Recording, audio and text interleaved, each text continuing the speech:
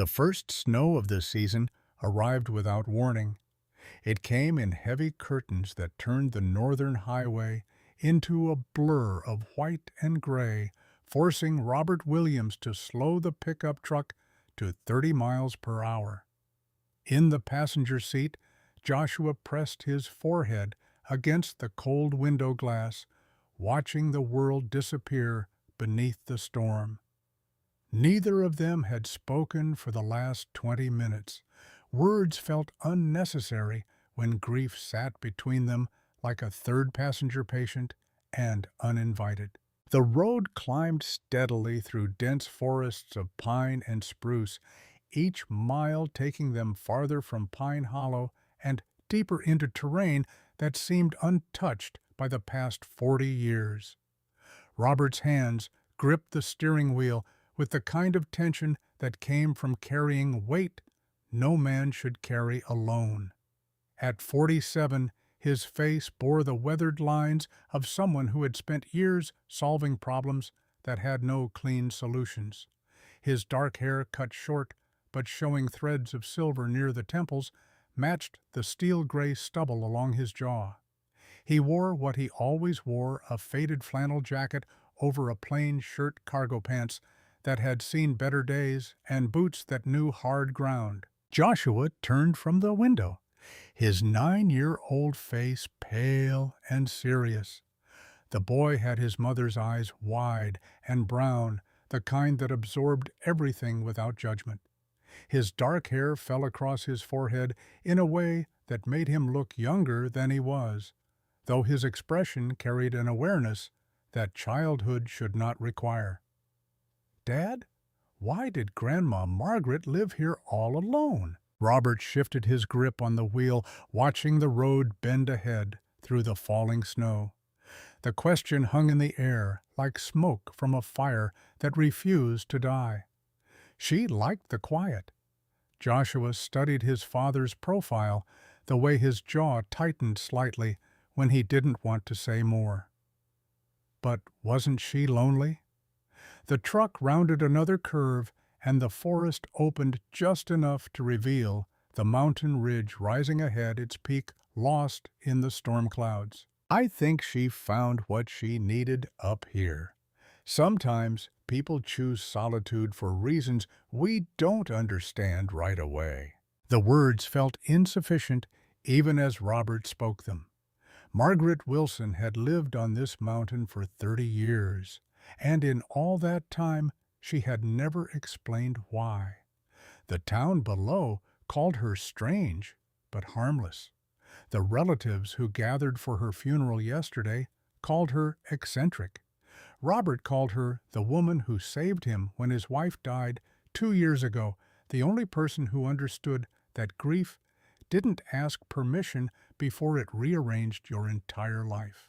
The memory surfaced unbidden. Joshua at 7, standing in the kitchen, 3 days after Sarah's funeral, asking when Mommy was coming home. Robert had frozen, unable to form words that wouldn't shatter the boy completely. Margaret had been the one to kneel beside Joshua, to take his small hands in her weathered ones, to speak the truth with a gentleness Robert hadn't known how to summon. "Grief doesn't end, Robert. You just learn to carry it." She had told him that on the porch of this very house, the night he finally broke down after holding himself together for weeks. She had handed him coffee and let him sit in silence until the sun came up, never once suggesting he should feel differently or move on faster. The truck crested a final rise, and the clearing appeared through the snow. The house sat at the edge of the forest like something forgotten by time itself. 2 stories of weathered wood, darkened by decades of storms, rose against the white sky. The roof sagged slightly under the weight of fresh snow, and moss had claimed sections of the old shingles. Windows faced the trees like clouded eyes that had seen too much and stopped expecting anything new. The porch leaned gently to the left, held up by posts that looked older than the truck Robert drove. Joshua leaned forward, his breath fogging the windshield. It looks sad, like it's been waiting for someone. Robert killed the engine. The sudden silence felt heavier than the snow falling around them. He stared at the house at the porch where he'd spent summers as a boy, learning to sharpen tools and mend fences, at the windows where lamplight used to glow warm against winter nights. Now it stood dark and empty, exactly the kind of property relatives had laughed about during yesterday's gathering at the lawyer's office. Worthless, they called it. A burden no one wanted. They're wrong, Dad. Joshua's voice cut through the quiet with unexpected force. Robert looked at his son, surprised. What? The boy's jaw set in a way that reminded Robert of Sarah, of the stubbornness she wore like armor when she believed in something. Those people yesterday, they're wrong about this place. Robert felt something shift in his chest, a small crack in the wall he'd built around his grief since Margaret's death 3 days ago. You think so? Joshua nodded, his gaze fixed on the house. Grandma wouldn't have lived somewhere worthless. The snow fell heavier now, covering the truck's hood in a fresh layer of white. Robert reached over and squeezed his son's shoulder once, brief but firm, then pushed open his door. Cold air rushed in sharp enough to sting exposed skin. He stepped out onto ground that crunched beneath his boots, the snow already ankle-deep. Joshua followed, pulling his jacket tighter against the wind. They approached the porch together, their footsteps the only sound in the clearing. Robert's hand went to his pocket fingers, closing around the heavy iron key George White had given him yesterday at the reading of the will. The metal felt colder than it should, as if it had been waiting in ice, rather than in a lawyer's desk drawer. He climbed the steps, carefully testing each board before putting his full weight down. The wood groaned, but held. Joshua stayed close behind, one hand brushing the railing that Margaret had painted white decades ago, the color now peeling away in long strips. Robert reached the door and paused. For reasons he couldn't name, crossing this threshold felt more final than lowering Margaret's casket into frozen ground. He slid the key into the lock. The mechanism resisted rust, and time having stiffened the tumblers. He twisted harder. Something inside gave with a rough metallic click that echoed through the empty clearing. The door swung inward with a long, complaining creak. Cold air spilled out from the dark interior, carrying with it the smell of old wood and dust and something else. Something faintly herbal that Robert remembered from childhood visits. Dried sage. Margaret had always kept bundles of it hanging near the kitchen, claiming it cleared the air. He stepped inside. Joshua followed his presence, a warm pressure at Robert's back. The main room opened before them exactly as Robert remembered, and completely different all at once. The heavy oak table still dominated the center, its surface scarred by knife marks and decades of use. Two mismatched chairs sat tucked beneath it. The wide stone fireplace filled the far wall, cold and dark. Above the mantel hung something Robert didn't recognize. An old shortwave radio, its metal casing dented and scratched, wires running from the back of the device across the wall before disappearing through a hole in the wood paneling. Joshua moved past him, drawn toward the fireplace. His fingers traced the edge of the radio's casing. "What's this?" Robert joined him, studying the device. He'd spent summers in this house. As a boy had explored every corner and closet, and never once had he seen radio equipment. "I don't know. Your grandmother never mentioned it. Can we turn it on?" Robert checked the wiring, following the path of the cables with his eyes. They led nowhere obvious, just into the wall itself. "Maybe later. Let's look around first." He walked toward the kitchen doorway, his boots leaving prints in the dust that coated the floor. The kitchen beyond remained untouched by time, frozen in the moment. Margaret must have left it before heading to the hospital for the last time. An iron stove sat cold but intact. Copper pots hung from hooks along one wall. Above them, bundles of dried herbs still clung to the ceiling, filling the air with that faint, earthy scent. Robert opened the old refrigerator. Empty. The cupboards held jars of preserves, canned vegetables, basic staples, everything organized with the precision Margaret brought to every aspect of her life. He turned back toward the main room and stopped. Near the doorway, a faint dragging mark cut across the wooden floor. Not fresh, but recent enough that dust hadn't settled back into the groove completely. Someone had moved something heavy across this spot, and recently. His chest tightened. He crouched beside the mark, running his gloved hand along the disrupted wood. The groove ran from the kitchen toward the fireplace, as if someone had dragged furniture or equipment across the room. But everything looked exactly as it always had.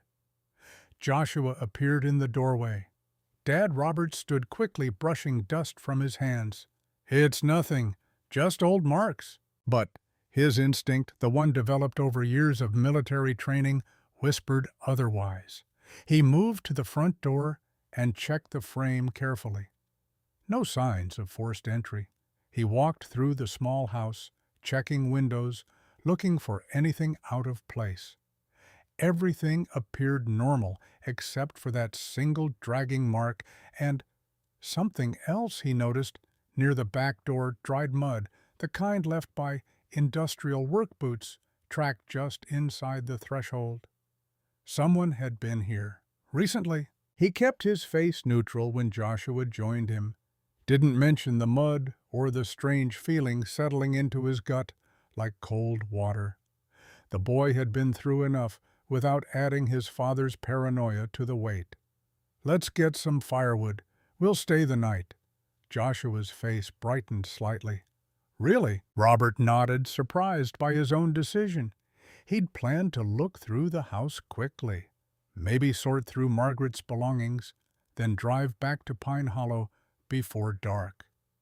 But something held him here, some pull he couldn't name. They spent the next hour bringing in supplies from the truck and gathering wood from the cupboard pile behind the house.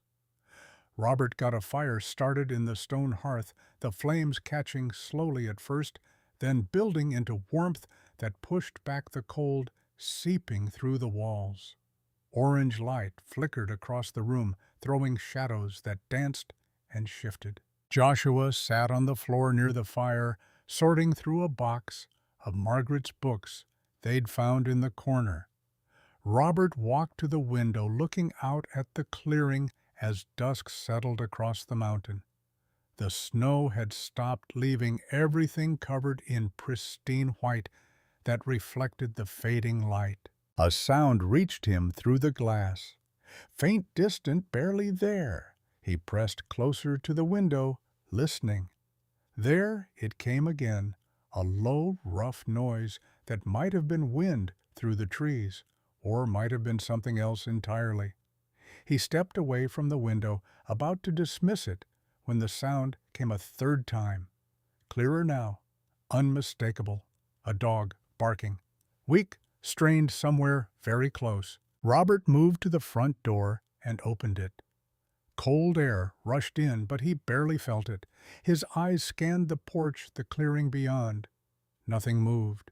Then his gaze dropped, and he froze. Curled against the porch boards, partially hidden in shadow, lay a German shepherd.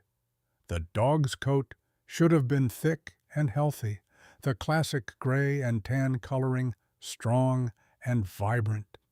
Instead, it hung thin and matted, crusted with dried mud and snow. The animal's ribs showed clearly beneath fur that clung to a frame built for strength but starved of everything it needed.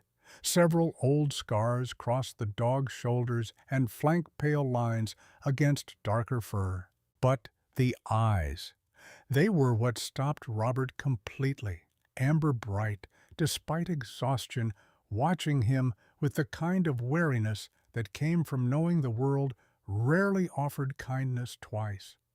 The dog didn't bark again, didn't growl. It simply looked at Robert with an expression that held too much understanding for an animal that should have run the moment a stranger appeared. Dad Joshua's voice came from behind him. Robert heard his son approach, felt the boy's presence at his shoulder. "Oh!" The single syllable carried weight. Joshua moved past Robert before he could stop him stepping onto the porch with slow, careful movements. The dog tensed, but didn't retreat. The boy crouched down, not reaching out, just lowering himself to the animal's level. "He's hurt." Robert stepped onto the porch, his instinct pulling between caution and something else. Something that recognized the look in that dog's eyes, because he'd seen it in mirrors often enough.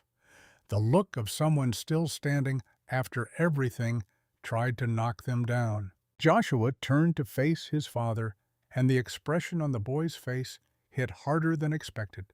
Hope mixed with desperation, the same look he'd worn 2 years ago when Sarah's hospital room went quiet and the machines stopped their rhythmic beeping.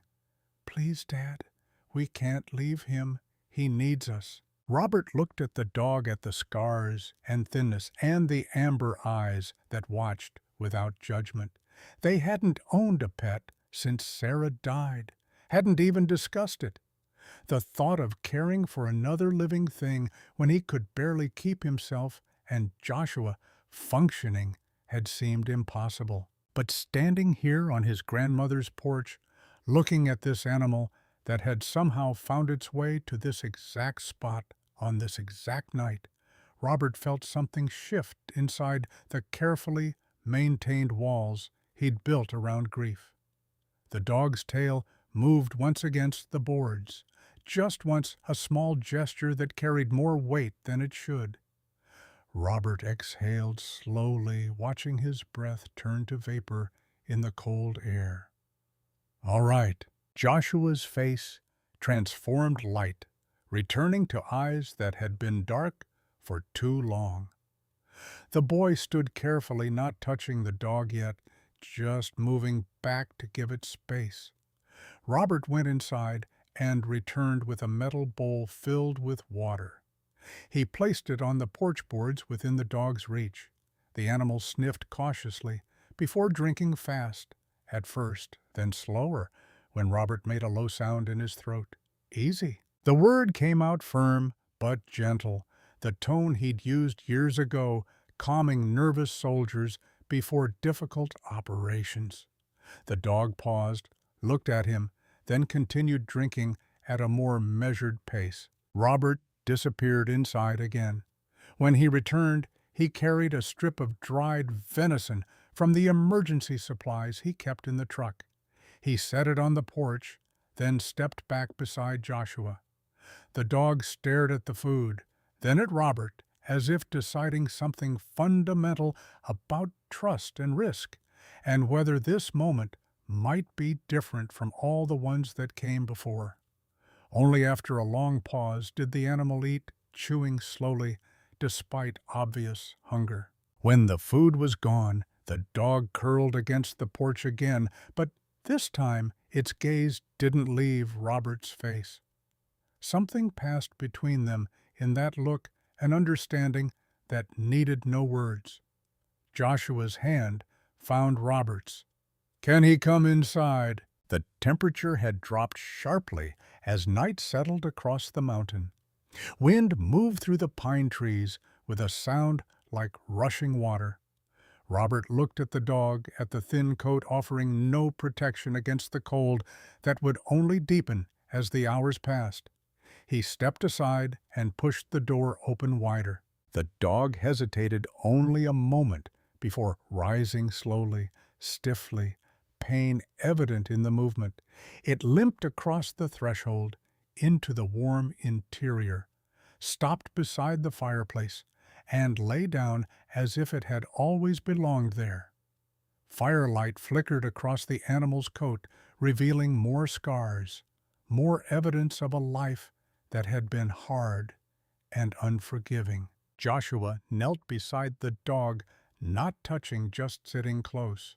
The animal's tail moved against the floor once, twice, a rhythm that spoke of tentative acceptance. Robert closed the door against the night and stood watching boy and dog share the warmth of Margaret's fire.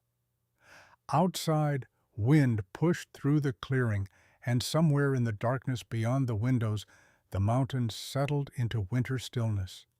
Inside, three survivors who had each lost something irreplaceable found themselves in the same place at the same moment for reasons none of them fully understood yet. Robert moved to the fireplace and added another log. Sparks rose into the chimney like small stars escaping into the dark. He sat on the floor with his back against the stone hearth, letting exhaustion finally catch up with muscles held tense for days.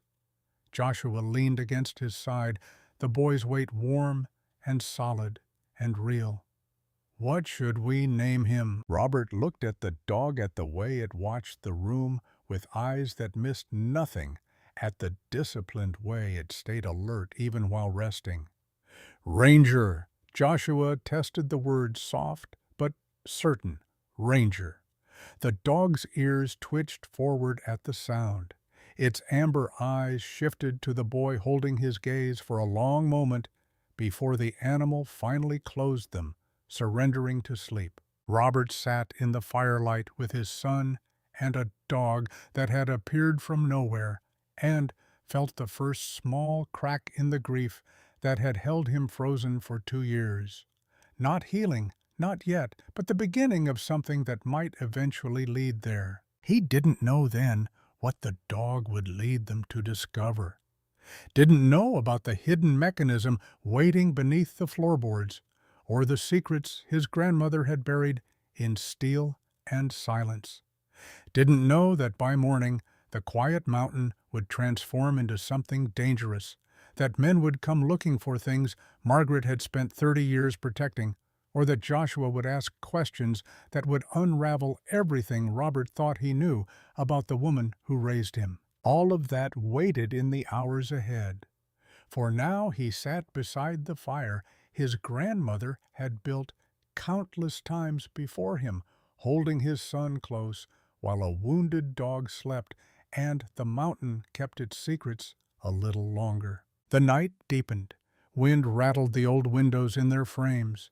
Somewhere far below, Pine Hollow settled under fresh snow, its people going about their lives, unaware that on the mountain above them, three strangers had found each other at exactly the moment the past was about to demand payment for all the years it had waited in silence. Robert's eyes grew heavy.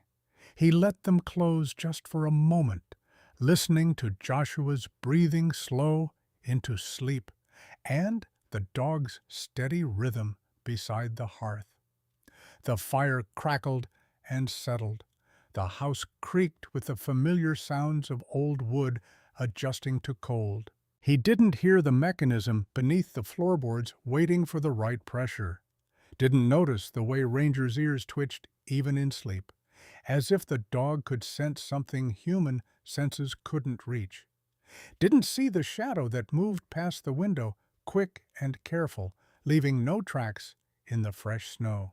The mountain kept its secrets for one more night, but morning was coming, and with it the beginning of everything that would test whether Robert Williams was ready to protect what his grandmother had left behind, whether Joshua was prepared to face truths about family that most 9-year-olds should never carry, and whether a wounded dog could teach them both that sometimes the strongest bonds form not in peace, but in the moment when everything threatens to fall apart. Robert's last thought before sleep claimed him completely was of Margaret standing on this same porch years ago, her weathered hand pointing toward the ridge, her voice carrying a weight he hadn't understood at the time. Some things don't belong in banks, Robert. Some things need to stay hidden until the right person knows how to look. He'd laughed, then thinking she meant family heirlooms or sentimental treasures. Now, with the radio equipment he'd never seen before mounted above her fireplace, and dragging marks on her floor and industrial mud by her back door, he wondered what she'd really been trying to tell him. The fire burned low. Shadows lengthened across the walls. Outside, the mountain stood silent and watchful, and deep beneath the frozen ground, in places only Margaret Wilson had known about, evidence waited that would soon force Robert to choose between the quiet life he'd tried to build after loss and the dangerous truth his grandmother had died protecting. The clock on the mantel ticked toward midnight. Ranger stirred once, lifting his head to stare at the corner near the fireplace where the floorboards met the stone hearth. His amber eyes fixed on something only he could sense, something that waited in wood and silence for the right moment to reveal itself. Then the dog lowered his head again, patient and knowing, and the house settled into the kind of stillness that comes before everything changes. Word count 3,627, continuing to reach minimum 6,000. Morning arrived with a brightness that felt almost violent after the storm. Sunlight poured through the frosted windows, turning every surface into something that reflected light, until the entire room seemed made of crystallized air. Robert woke stiff and cold, the fire having died sometime in the early hours. Joshua still slept beside him, curled into a ball with his jacket pulled tight. Ranger stood near the window alert and watchful, his tail moving slowly when Robert stirred. The dog looked different in daylight, stronger somehow, as if rest and warmth had returned something fundamental that starvation couldn't completely erase. His gray and tan coat, though still matted and thin, showed its natural pattern more clearly. The darker gray shading along his back contrasted with the pale cream of his chest and legs. The scars remained visible, old battles written in flesh, but his posture had changed. He no longer curled defensively. Instead, he stood with the weight distributed evenly across all four legs, head high, ears forward. Robert pushed himself upright, joints protesting. The military had taken its toll over the years, left him with knees that ached before rain and a lower back that never quite forgave the weight of equipment carried across too many miles of hostile terrain. He was 47, but felt older on mornings like this when cold had settled into bone. He walked to the kitchen and found the old coffee pot Margaret had used for decades. The water from the tap ran clear and cold. He filled the pot, set it on the iron stove, and worked on getting a fire started in the cooking chamber. The kindling caught slowly, then built into flames that licked around the base of the pot. While the coffee brewed, he stepped outside. The clearing lay pristine under fresh snow that sparkled in the morning sun. His breath formed clouds that hung in the still air. The temperature had dropped well below freezing overnight, turning the world into something sharp and clean. Ranger followed him onto the porch, moving carefully down the steps and into the snow. The dog lifted his nose to the wind, testing the air with the kind of focus Robert recognized from working with trained animals during his service years. This wasn't a pet. This was something else, something built for purpose and discipline. The dog's head swung suddenly toward the forest behind the house. His ears lifted sharply. The muscles along his back stiffened, not in fear, but in recognition. Robert watched the tree line. Nothing moved. No sound broke the morning silence except wind brushing through pine branches. but Ranger remained fixed, staring at something only he could sense. "What is it?" The question came out quiet, more for himself than expecting answer. The dog glanced back at him, amber eyes bright and certain, then turned again toward the forest. His nose flared, taking in scents Robert couldn't begin to interpret. After a long moment, Ranger relaxed slightly and moved back toward the porch. But the wariness remained a tension in his shoulders that suggested whatever he'd detected hadn't disappeared, just withdrawn beyond immediate range. They went back inside. The coffee had boiled, filling the kitchen with a smell that brought memories flooding back.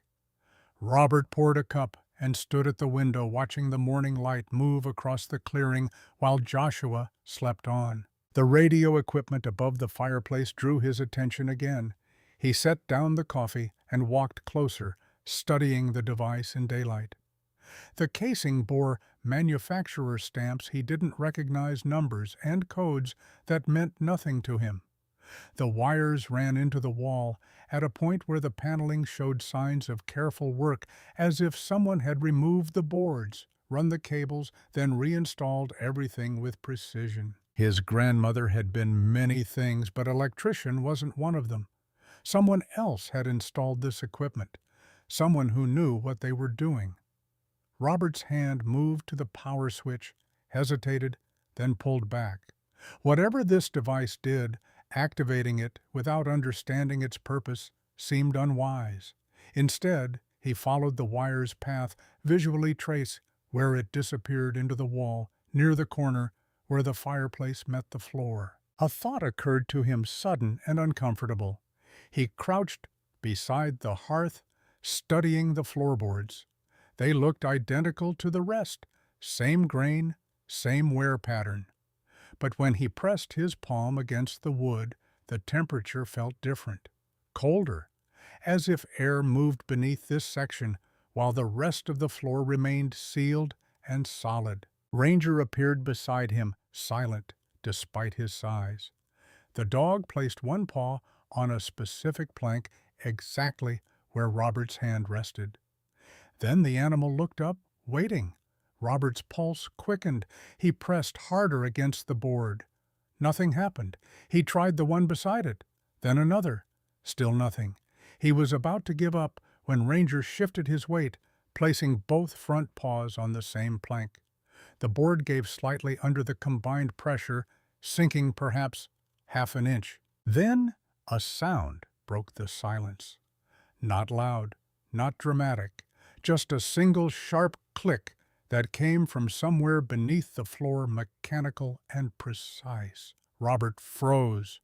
Ranger stepped back, tail moving slowly, deliberately. The plank Robert's hand rested on had risen slightly at one corner, revealing a thin seam in the wood he hadn't noticed before. His fingers found the edge. He lifted carefully. The board came up not as a single piece, but as a concealed hatch hinged on one side and counterweighted to stay open once released. Beneath it, set into a cavity carved from the floor joists, rested a steel container, roughly the size of a briefcase. The box was gray industrial, sealed with moisture-resistant gaskets along the edges. Unlike everything else in the house, it showed no signs of age or weathering. Someone had maintained this, kept it protected and secure. Robert reached down and lifted the container free. The weight surprised him, substantial, but not excessive. He carried it to the table and set it down carefully. Two reinforced clasps held the lid closed. No lock, just the clasps and the seals. He looked at Ranger. The dog sat nearby, watching with an expression that held neither surprise nor concern. Just patience, as if he'd been waiting for exactly this moment. Robert opened the clasps. The lid lifted with a soft hiss as the seal broke.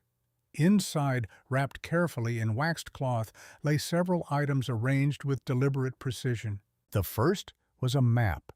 He unfolded it across the table, spreading the thick paper flat. Hand-drawn, executed with the kind of detail that spoke of professional training. Topographic lines marked the mountain range surrounding Pine Hollow, each ridge and valley, rendered with technical accuracy.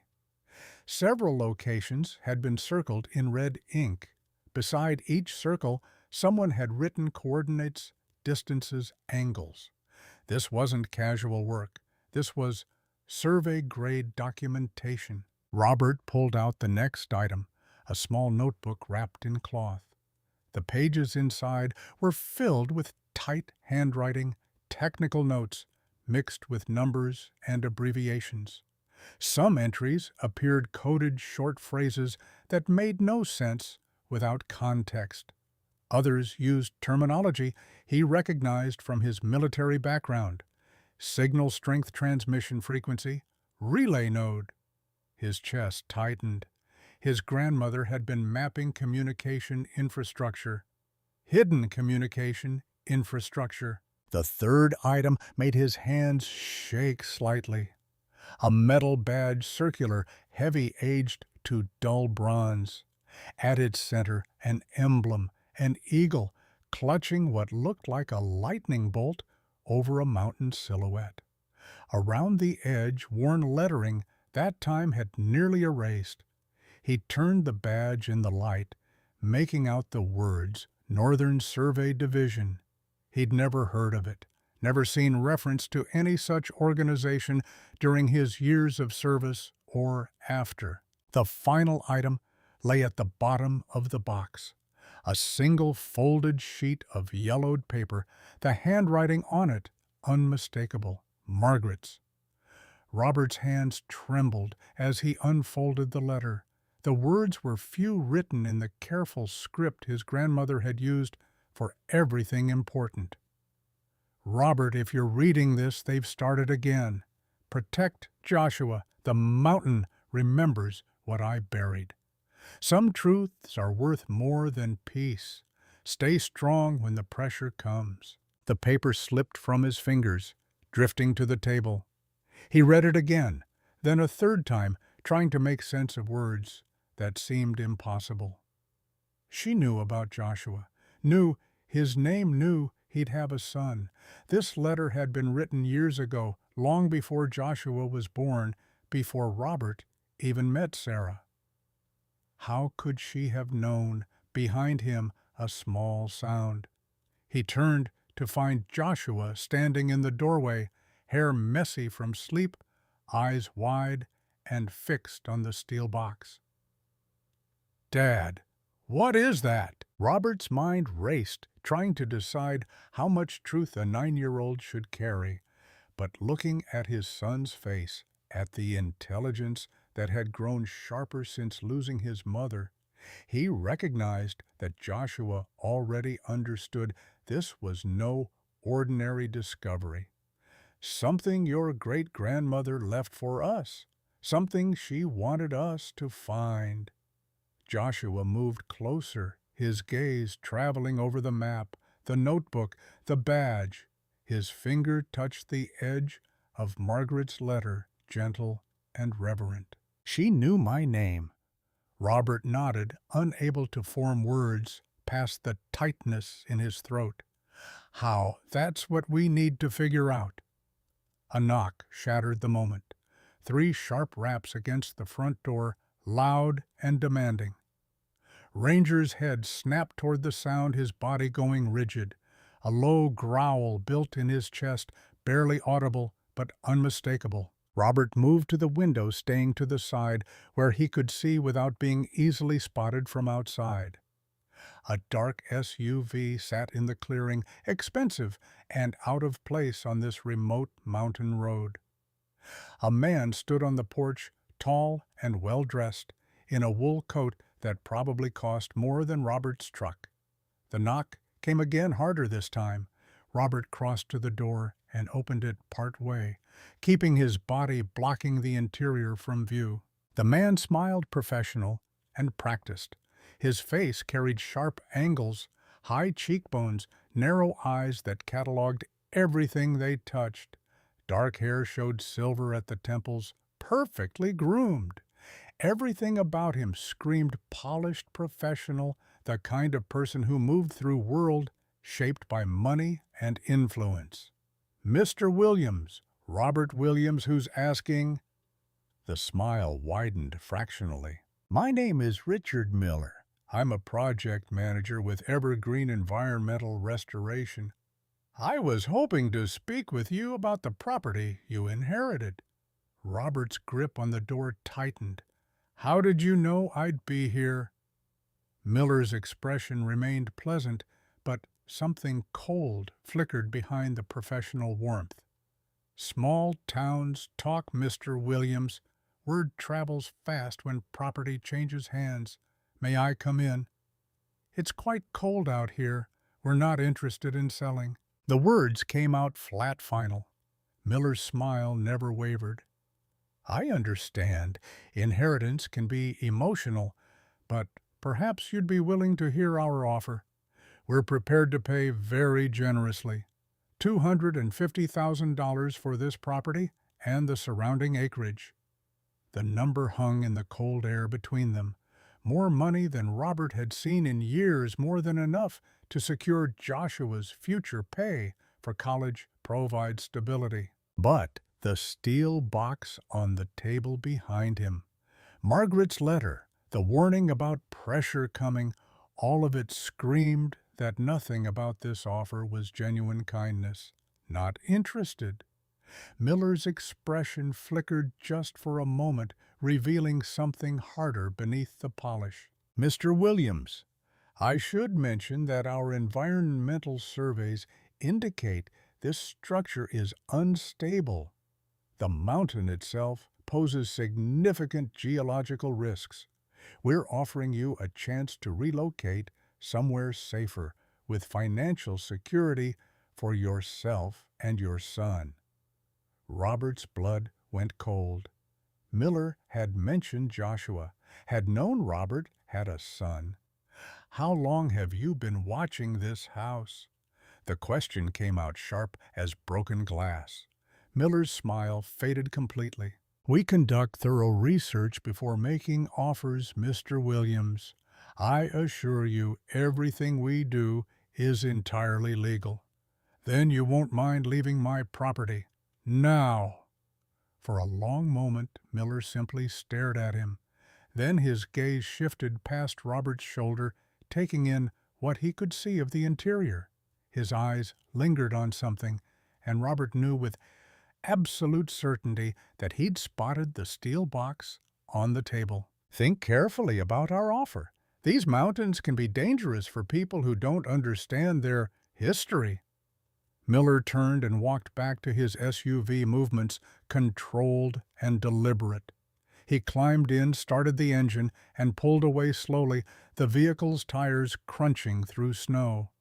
Robert watched until the SUV disappeared down the mountain road. He closed the door and turned to find Joshua standing beside the table, one hand resting protectively on Margaret's letter. Who was that? Someone we're not doing business with. Joshua's expression held the kind of understanding that came from learning too young that not all adults could be trusted. He scared me. Robert crossed to his son and placed both hands on the boy's shoulders. Me too, which means we need to be smart about what comes next. He looked at the steel box, at the map and notebook and badge that represented a past he didn't understand yet. Margaret had hidden these things for a reason, had protected them for decades, and now Richard Miller had appeared within hours of Robert, finding them offering money that made no sense for property everyone else called worthless. The pieces didn't fit together yet, but the outline of something dangerous was taking shape. Ranger stood by the window, watching the forest beyond the clearing. His tail hung still, his ears forward, every line of his body suggesting alert readiness. Robert gathered the items carefully and placed them back in the steel box. Whatever Margaret had been protecting, whatever she'd feared enough to write warnings about it, was out there now, aware that he'd found what she'd hidden, aware that Joshua existed. And if Miller's appearance was any indication, the pressure Margaret had warned about was about to become very real. Robert spent the rest of the morning checking every window, every door, every possible entry point into the house. He worked quietly while Joshua sat at the table, copying Margaret's map onto notebook paper, the boy's hand moving with careful precision across each topographic line. Ranger followed Robert through the rooms, silent and watchful, his presence a constant reminder that they weren't alone in sensing danger. By noon, Robert had found 3 more signs someone had been inside recently. A faint boot print in dust near the back bedroom window. A scratch on the kitchen door lock that looked fresh. Most telling a small piece of electrical tape stuck to the underside of the porch railing, the kind used to mark surveillance positions. They'd been watched, possibly for days before Margaret's death. Robert pulled the steel box from the table and carried it upstairs to the small bedroom he'd used as a boy. He pried up a loose board near the closet, created a shallow hiding space, and secured the box inside. Not perfect, but better than leaving it visible. When he came back down, Joshua looked up from his copying work. "Are we leaving?" Robert studied his son's face, the hope and fear competing there. "Not yet, but we need to understand what we're dealing with first." The boy's jaw set with determination that made him look older than 9. "I want to help. You are helping. That map might matter." Joshua returned to his work, but the tension in his small shoulders remained. Robert grabbed his jacket and called to Ranger. The dog rose immediately, moving to the door with alert readiness. "I'm going into town. You stay here. Lock the doors. Don't open them for anyone except me or Kenneth Lee." Joshua's eyes widened. "The guy from the repair shop." Robert nodded. Kenneth had been the only person in Pine Hollow who'd shown genuine kindness during Sarah's funeral 2 years ago. No empty platitudes, just a quiet offer to fix Robert's truck for free and a phone number scrawled on the back of a business card.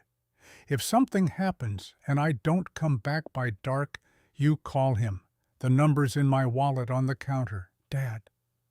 Robert crossed to his son and placed both hands on the boy's shoulders. "Nothing's going to happen, but I need you to be smart, not scared." Joshua swallowed hard, then nodded. Robert pulled him into a brief embrace before heading outside. Ranger followed, jumping into the truck bed without prompting. The drive down the mountain took 40 minutes through switchbacks and forest that seemed to press closer with each passing mile. Pine Hollow appeared unchanged from yesterday. Same quiet streets, same brick buildings with faded paint, same sense of a town that existed outside the flow of time, affecting the rest of America. Robert parked in front of a hardware store with a hand-painted sign, Thomas Supply and Hardware. Inside, the smell of cedar and machine oil wrapped around him like memory. The aisles were narrow and packed with inventory that looked older than Robert himself. Behind the counter stood a thick-set man in his 60s, his white hair thinning across a sunburned scalp, his beard trimmed close but uneven. Donald Thomas wore a blue flannel shirt with the sleeves rolled to the elbows, revealing forearms corded with muscle earned through decades of physical work. Donald looked up from a ledger, and something shifted in his expression. Recognition mixed with caution. "Robert Williams." It wasn't a question. Robert approached the counter slowly. "You knew my grandmother." Donald set down his pen with deliberate care. "Margaret and I go back a long way. Heard she passed. My condolences." The words carried weight beyond social courtesy. Robert pulled out his phone and opened the photo he'd taken of Margaret's badge that morning. You know what this is. Donald's eyes fixed on the screen, and for just a moment, the careful neutrality on his face cracked. He glanced toward the front windows, checking the street beyond, then gestured toward a door at the back of the shop.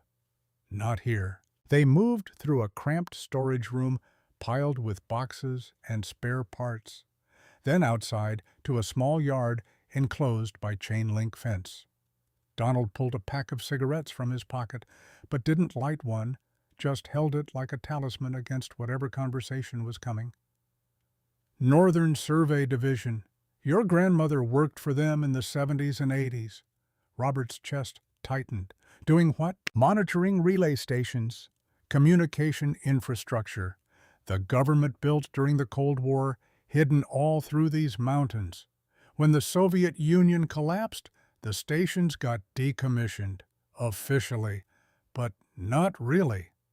Donald finally lit the cigarette, took a long drag. Some stayed active, maintained by people who saw value in having untraceable communication networks.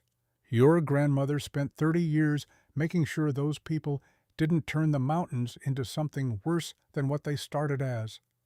Robert's mind raced through implications. Richard Miller, Evergreen Environmental. You know about them. Donald's expression hardened. They showed up 5 years ago, started small buying land, running surveys they called environmental impact studies. Margaret noticed patterns, equipment moving at night, frequencies that shouldn't exist on civilian bands. She tried warning people, but in a town this size, money talks louder than old women. So she documented everything. Donald nodded. Every site they visited, every vehicle they moved. She gave me copies, told me to hold them in case something happened. Robert felt cold, despite the afternoon sun. Something did happen. She died. Donald met his eyes without flinching. I know. You think they killed her. I think Margaret Wilson was healthy as an ox until the week before she went into the hospital. I think her symptoms looked like a lot of things, but could have been caused by specific things. And I think asking those questions too loudly in this town gets you labeled crazy or worse. Robert's hands clenched into fists. Why didn't you go to authorities? Whose sheriff's department gets half its budget from county land development grants? State police are stretched so thin they barely respond to actual emergencies. FBI. They'd need evidence, and evidence has a way of disappearing around here. Then why are you telling me? Because Margaret asked me to. Because she left you that house, knowing what you'd find. Because somebody needs to finish what she started, and you're the only one who can't be bought or scared off. The confidence in Donald's voice felt unearned. Robert barely knew what he was dealing with, let alone how to fight it. I have a 9-year-old son. I'm not some hero. Donald dropped his cigarette and crushed it under his boot. Neither was she. Just someone who decided some things matter more than staying comfortable. He walked back into the storage room and returned moments later with a small device that looked like a modified GPS unit. You get in trouble, real trouble, you press this button. It sends a signal to someone who can help. Who? Donald's expression suggested the question would go unanswered. Let's just say your grandmother wasn't completely alone in this fight. Robert took the device, feeling the weight of commitment settling onto his shoulders. He'd come to town looking for information. Instead, he'd inherited a war. One more thing. Donald pulled a folded piece of paper from his pocket. This is the address where Kenneth Lee lives. Good man, trustworthy. If you need someone to watch Joshua, he's got a daughter about the same age. Robert pocketed the address. You've thought this through. Donald's smile held no humor. Margaret spent 3 decades thinking it through. I'm just following her playbook. The drive back up the mountain felt longer than it should. Robert's mind churned through everything Donald had revealed, trying to sort truth from paranoia, real danger from implied threat. Ranger sat in the passenger seat, now his amber eyes fixed on the road ahead with the intensity of someone navigating hostile territory. The house appeared through the trees and Robert's breath caught. A second vehicle sat in the clearing beside his truck, a dark sedan with government plates. He pulled in slowly, every muscle tensing. Ranger's growl started low in his chest. Robert killed the engine and opened his door just as the sedan's driver's side opened. A woman stepped out, late 40s, tall and straight-backed, her dark brown hair pulled into a severe braid. She wore a heavy winter coat over what looked like professional attire, and her gray eyes catalogued Robert with the efficiency of someone trained to assess threats quickly. "Mr. Williams," her voice carried authority without aggression. "Who's asking?" She pulled a badge from her coat pocket and held it where he could read it clearly. "Agent Patricia Johnson, FBI. I need to speak with you about your grandmother's property." Robert's hand moved to the GPS device in his pocket, but he didn't press it yet. "How did you find me?" Agent Johnson's expression remained neutral. "Donald Thomas called ahead. Said you might be coming back to a situation that required official presence." Robert looked toward the house. Joshua appeared in the window, his face pressed against the glass. "My son's inside. I know. That's partly why I'm here." She gestured toward the porch. "May we?" Robert led her inside, a ranger staying close to his side. Joshua stood near the fireplace, trying hard to look brave, and not quite succeeding. Agent Johnson's expression softened slightly when she saw the boy. "You must be Joshua. Your father's been working hard to keep you safe." Joshua looked to Robert for guidance. Robert nodded once, and the boy relaxed fractionally. "Mr. Williams, I'm going to be direct because time matters. Your grandmother was providing information to a federal task force investigating illegal telecommunications infrastructure. She documented activities across this mountain range for the past 5 years. 3 weeks ago, she contacted us saying she had proof of a larger operation, something that went beyond simple relay station abuse. She died before she could deliver that proof." Johnson's jaw tightened. "We believe her death wasn't natural. But without evidence, without something concrete connecting Evergreen to criminal activity, our hands are tied." Robert thought of the steel box hidden upstairs. "What kind of proof would you need? Documentation? Physical evidence of illegal equipment? Recordings of communications that violate federal law? Anything that connects Richard Miller or his organization to activities beyond their stated environmental purpose. I might know where to look." Johnson's eyes sharpened. "I need you to understand something, Mr. Williams. These people are connected. They have resources, legal protection, and a willingness to eliminate obstacles. If you go after them, you put yourself and your son at risk." Robert looked at Joshua at the fear and determination competing on his child's face. "My grandmother spent 30 years fighting this. I'm not going to let it be for nothing." "Then you need to be smart. You need backup, and you need to get Joshua somewhere safe." Johnson pulled a card from her pocket and handed it to Robert. "This has my direct number. You find anything, you call immediately. Don't try to handle this alone." After she left, Robert stood at the window, watching her sedan disappear down the mountain road. The afternoon sun slanted through the trees, turning the snow into fields of broken light. Joshua moved to his side. "Are we in danger?" The question deserved honesty. "Yes. What are we going to do? Robert turned to face his son fully. We're going to finish what your great-grandmother started, but first, I need you somewhere safe. Joshua's face crumpled. No, Dad, no. We're a team. The words hit like a physical blow. Sarah had said that over and over during their marriage. We're a team.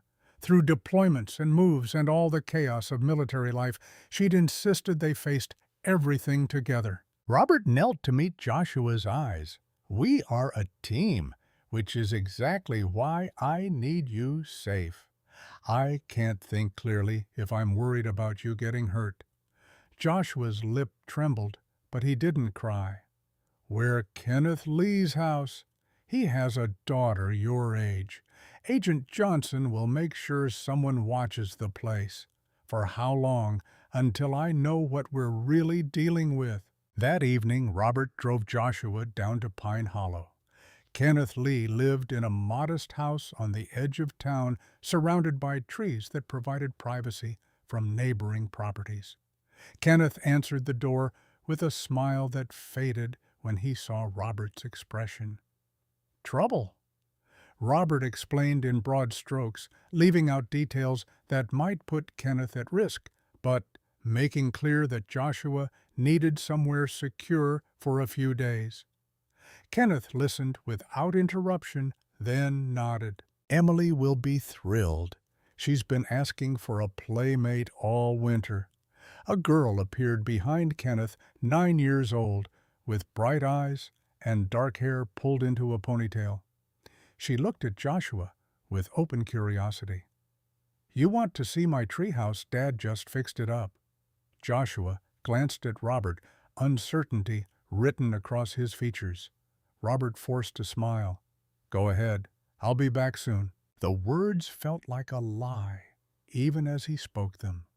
Joshua seemed to sense it too, but he followed Emily outside his small shoulders, carrying weight no child should bear.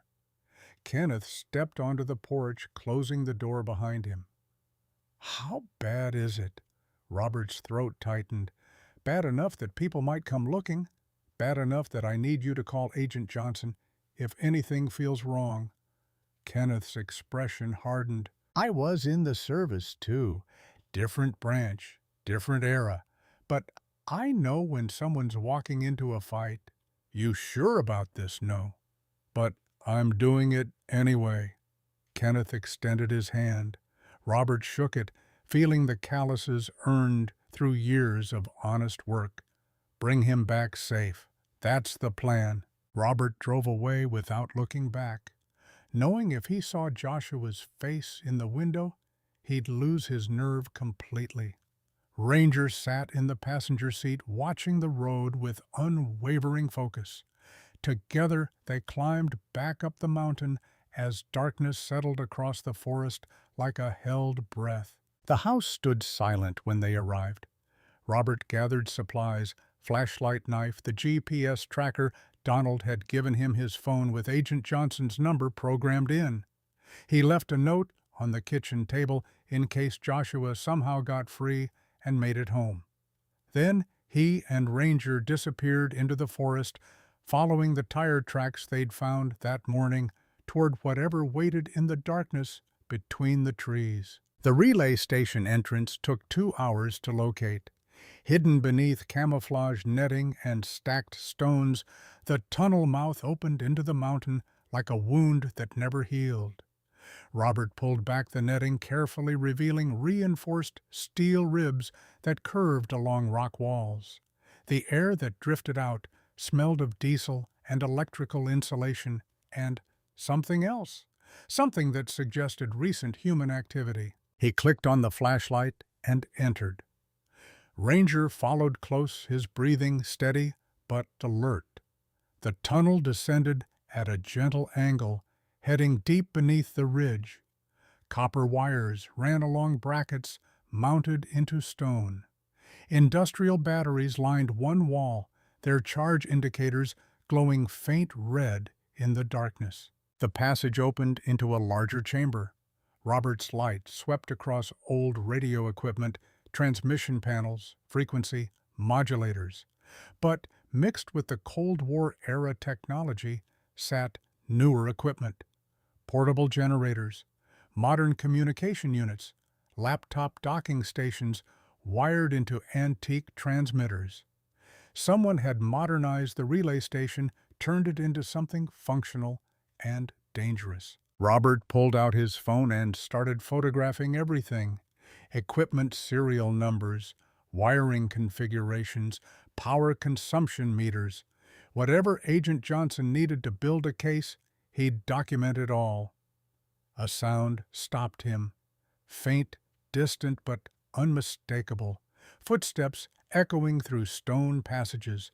Ranger's ears flattened, his lips pulled back from his teeth in silent warning. Robert killed the flashlight and pressed himself against the wall. The footsteps grew louder, accompanied by voices. 2 men, maybe 3. "Check the secondary junction. Miller said we might have had a breach." The voice was rough, unfamiliar. Robert's hand moved to the GPS tracker in his pocket, but pressing it now would bring help that might arrive too late. Ranger's teeth caught Robert's sleeve, pulling gently but insistently. The dog backed toward a side corridor. Robert hadn't noticed a narrow passage leading away from the main chamber. Robert followed, trusting the animal's instincts. They moved through darkness so complete the flashlight felt like it might draw attention from miles away. Behind them, the voices grew louder as the men entered the main chamber. Then one voice cut through the others with chilling clarity. "Someone's been here." Fresh boot prints. Gary Young. Robert recognized the name from Miller's business card, the enforcer who'd accompanied the polished project manager on visits around town. "Find them!" Robert ran, not away from danger that was impossible now, just toward anything that might give him tactical advantage. The passage twisted, descended, then opened into a solar room filled with backup generators. Robert's mind raced through options. Fight wasn't viable against multiple armed opponents. Flight would leave evidence. Hide wouldn't work in spaces this confined. So he chose chaos. His hand found the emergency power shutoff. He yanked the lever hard. The generators died with a mechanical groan that echoed through the entire tunnel system. Darkness swallowed everything. Shouts erupted from the main chamber. Robert used the confusion to move Ranger's presence a warm pressure against his leg as they navigated by touch and memory.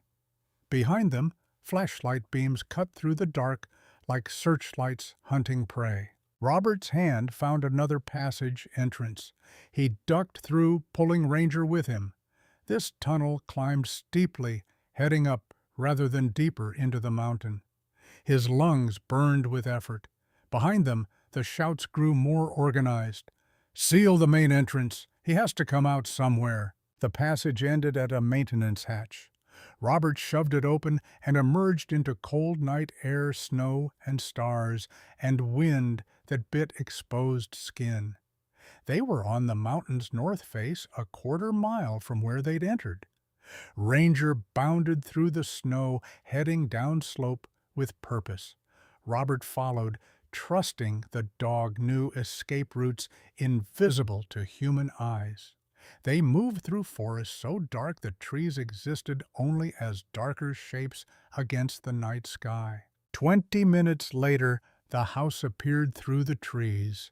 Robert's hands shook as he unlocked the door, adrenaline finally catching up with the danger they'd just escaped. Inside, he grabbed the steel box from its hiding place and carried it downstairs. The notebook, the map, the badge. He spread everything across the table and pulled out his phone to photograph the items he'd documented in the tunnel, then added photos of Margaret's materials. Everything Agent Johnson might need. He was composing a text message when his phone rang. Kenneth Lee's number. Robert's blood turned to ice. "Kenneth." The voice that answered wasn't Kenneth's, rough familiar from the tunnel. "You've been busy tonight, Mr. Williams, breaking into private property, destroying equipment. That's serious criminal behavior." Where's my son Gary Young's laugh carried no humor. Safe. For now. Whether he stays that way depends entirely on your cooperation. What do you want? The map your grandmother drew. The real one, not whatever photocopy you're probably holding. You bring it to Black Ridge Point. Alone. You have until dawn. That's 6 hours. Then you better stop wasting time talking.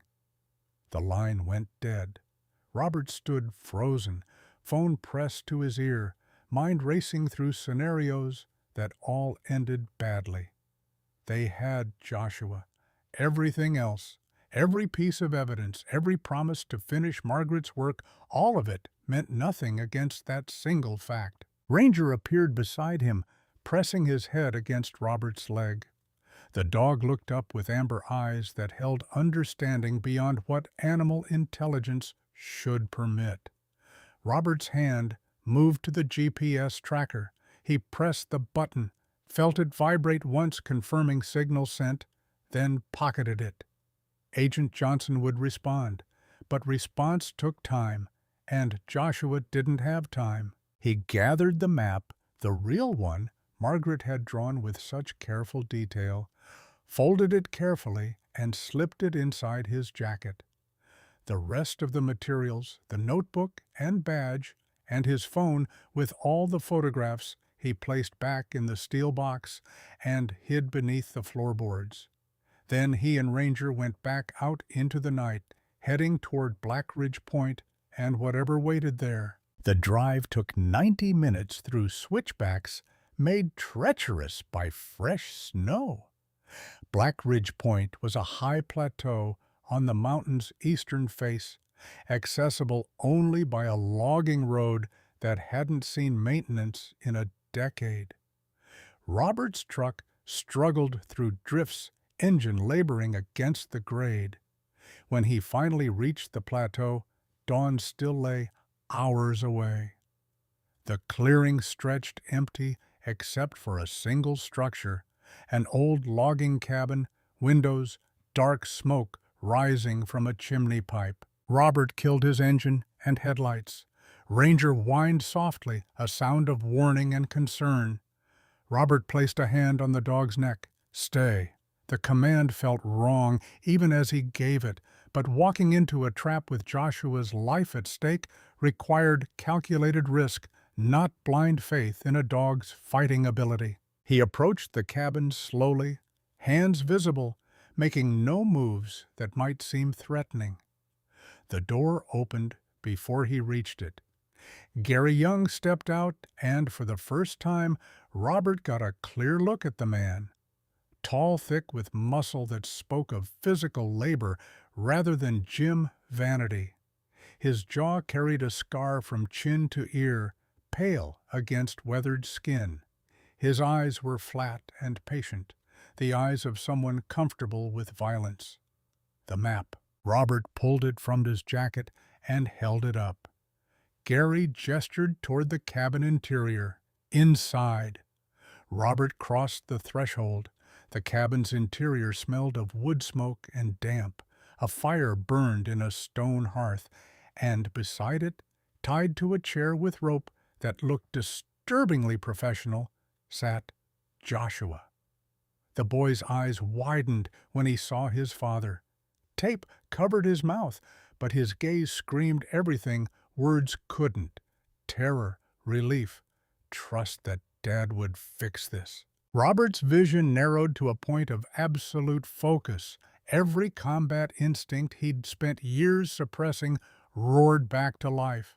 The distance to Joshua, the position of Gary's weapon, exit points, tactical disadvantages. Gary gestured with his gun toward the map. Put it on the table. Robert laid the map flat, buying seconds to assess the room. Gary moved closer to examine it, And that's when Robert saw the second man emerge from the shadows. Richard Miller stepped into the firelight, his expensive coat replaced by practical outdoor gear that did nothing to diminish the air of authority he carried. "Mr. Williams, I was hoping you'd be more reasonable about our offer." Now things have become needlessly complicated. Robert's jaw clenched so hard his teeth ached. "Let my son go. You have what you want." Miller studied the map, his expression thoughtful. "Do we? This shows relay stations your grandmother monitored, but we already knew about those. What we need is the evidence she compiled, documentation of our activities, proof she claimed to have that would implicate people far above my pay grade." "I don't know what you're talking about."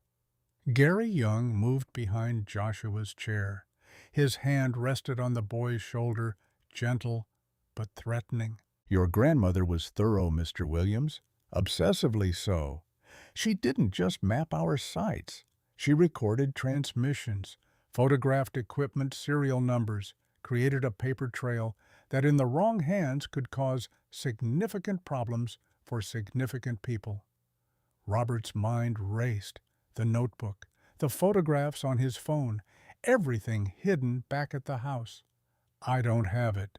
Miller's expression hardened. "Then I suggest you figure out where it is, because your son's comfort depends entirely on your cooperation."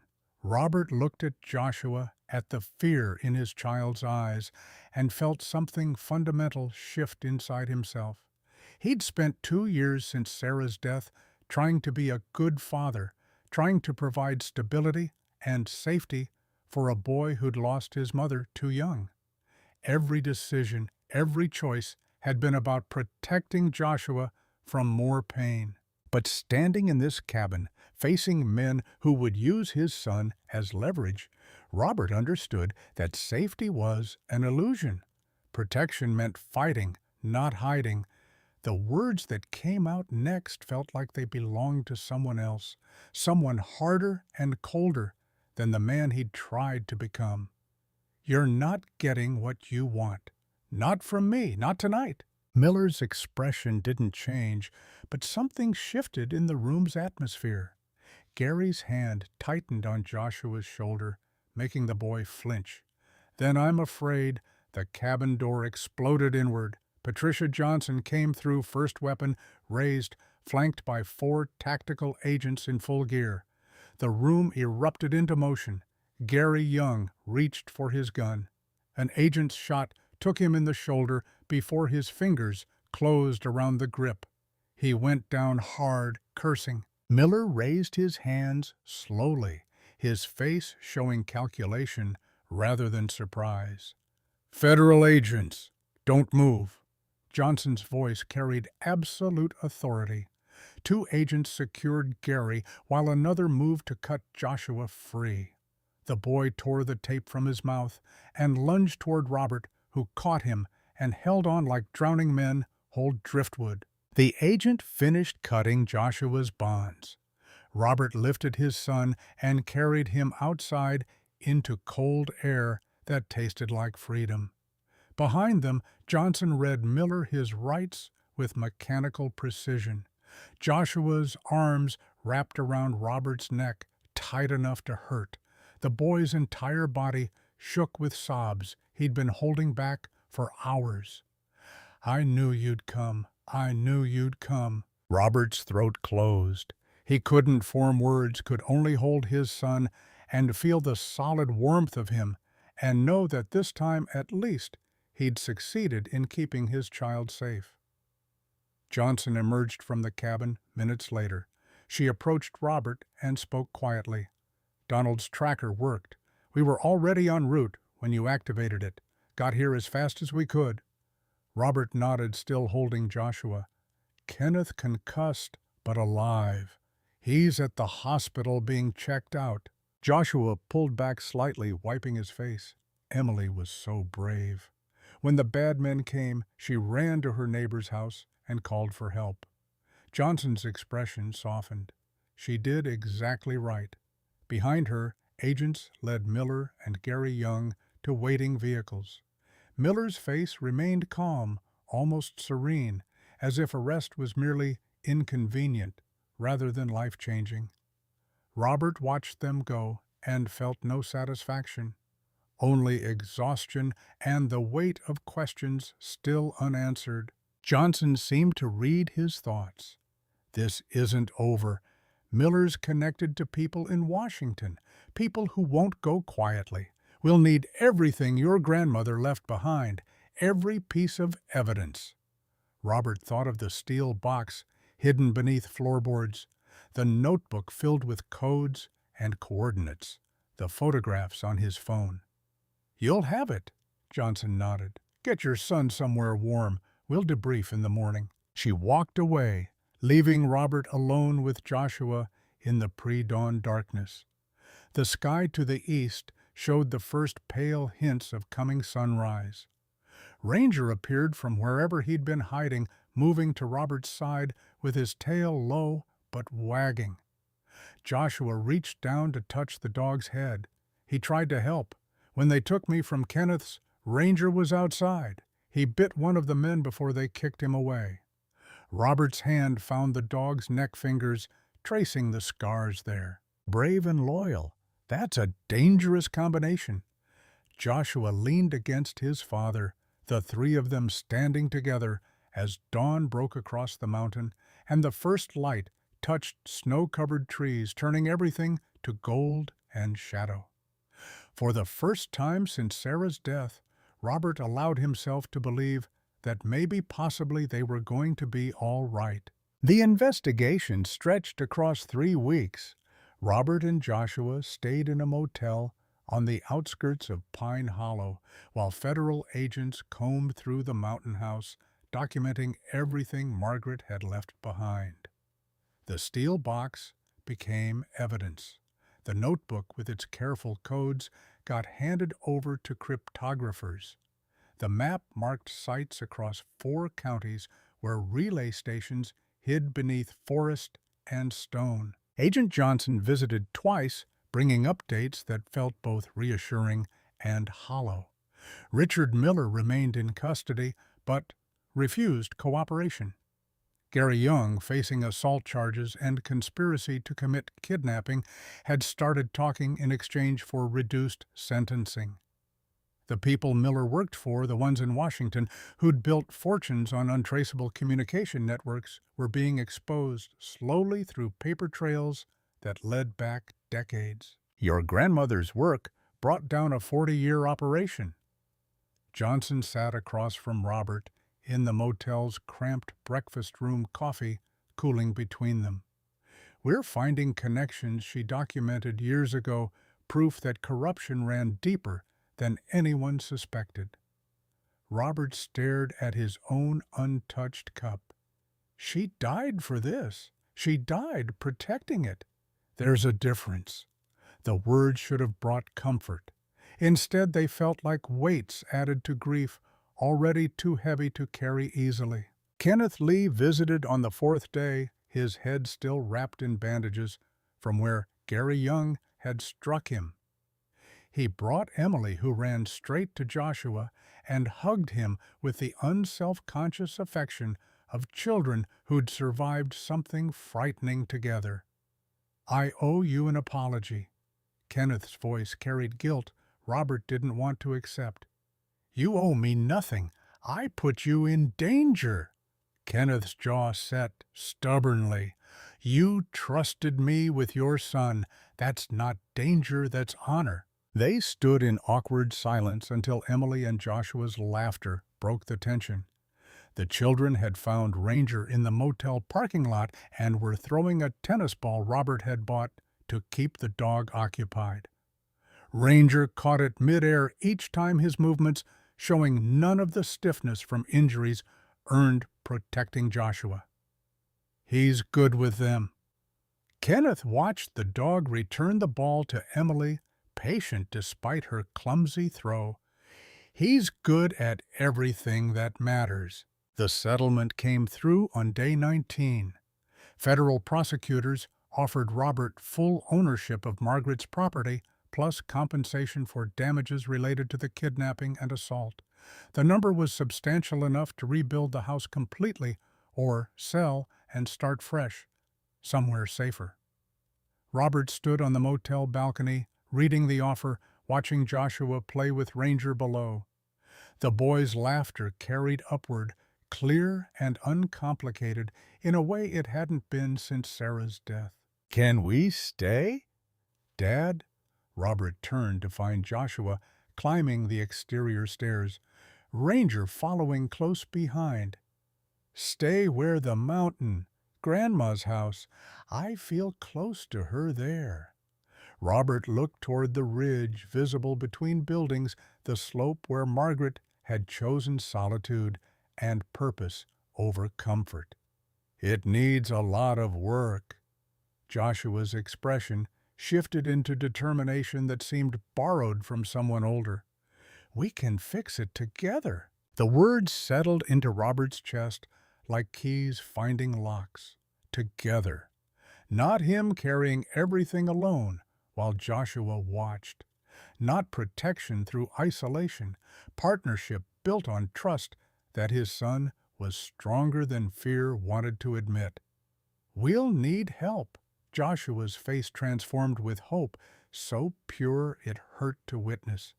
"Kenneth said he'd come, and Emily wants to visit all the time." Robert pulled his son close, feeling the solid reality of him alive and safe, and choosing courage over comfort.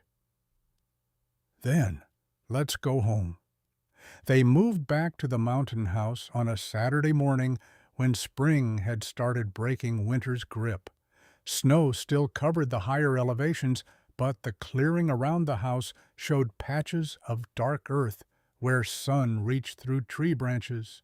The porch boards groaned familiar greeting when Robert climbed them, carrying boxes of supplies. Inside, everything looked exactly as they'd left it.